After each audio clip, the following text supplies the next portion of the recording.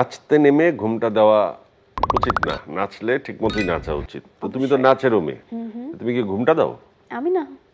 আচ্ছা ঠিক আছে, তো ঘুমটা যেহেতু দাও না, তাহলে তোমার কাছে আমার প্রশ্ন যে তোমরা যারা মিডিয়া থেকে সিনেমাতে আসো, একটা ছবি করো, দুইটা ছবি করো, নাক উঁচু থাকে, নাক ছিটকাও, মানুষকে মানুষ মনে করো না, বিভিন্ন মিডিয়ার পরিবেশের সাথে সামঞ্জস্য রাখতে পারো না, একটা পর্যায়ে বাচ্চা কাচ্চা হয়ে যায়, বিয়ে শাদী করে চলে যাও। বান্ডেল থাকলে প্রতি সেনমানিতে টাকা বাঁচবে। বিকাশ সেনমানি বান্ডিল কিনে জিতুন প্রতি লেনদেনে।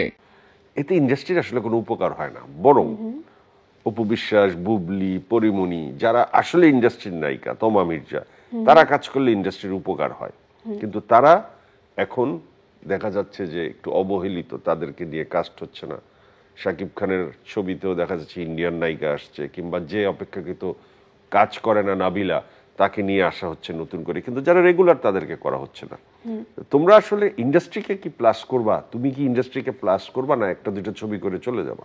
এটা আসলে আপনি কাদের উদ্দেশ্যে বলেছেন আমি জানি না। তোমার হয়তো উদ্দেশ্যে বললাম, তোমাদের মতো যারা আসে, কাজল রেখা করে, তারপর হয়তো আরেকটা কিছু করে, তারপর গ্যাপ নাই, কোথায়? অস্ট্রেলিয়ায় বিয়ে করে চলে গেছে। না, সবার যে ফিউচার প্ল্যান এক থাকবে বা আমার রাইট, প্ল্যানিং যে এক থাকবে তোমারটা একদমই জানতে নয় চাই। সেটা। কারণ আপনি একটু আগেই যেহেতু শুনেছেন আমি 2012-তে আমি চ্যানেল থেকে বের হয়েছি, সো তখন থেকে আমার প্রচুর পরিমাণে অফার এসেছে মুভির অ্যান্ড অনেক ধরনের কাজের। কিন্তু আমি খুব চুজি একটা পার্সন, আমি খুব বুঝে শুনে কাজ করতে পছন্দ করি, যেটা আমার সাথে যায়, সুইটেবল বলে মনে হয়। আর আমার কাছে মনে হয় যে সিনেমা হচ্ছে একটা বড় পর্দার, কোটি কোটি মানুষ দেখবে, সো শিখে পড়ে আসাটাই খুবই জরুরি আমার কাছে মনে হয়।